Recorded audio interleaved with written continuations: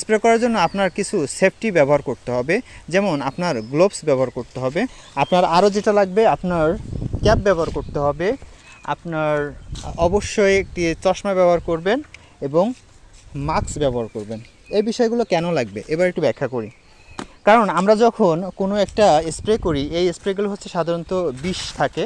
আপনারা এখানে দেখতে পাচ্ছেন, এখানে একটা দেখেন, এখানে লেখা আছে বিষ বিপজ্জনক। তো আমরা যখন এই ধরনের কীটনাশক ব্যবহার করি, আমরা যে পেস্টিসাইড ইউজ করি, এই সাইডগুলো হচ্ছে সাধারণত বিষ থাকে।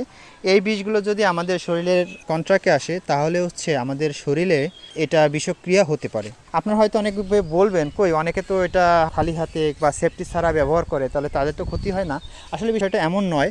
আমরা জানি যে মানুষ যখন ধূমপান করে সেটাও কিন্তু মানুষ স্লোভাবে তাদের ইন্টারনাল পার্টসে কিন্তু একটা এফেক্ট করে। এই কেমিক্যালগুলো আপনার শরীরে গেলে আপনার ইনস্ট্যান্ট কোনো প্রবলেম না হলেও স্লো পয়জনিংয়ের মাধ্যমে আপনার শরীরে ইন্টারনাল পার্টসের প্রবলেম হতে পারে বা প্রবলেম হয়।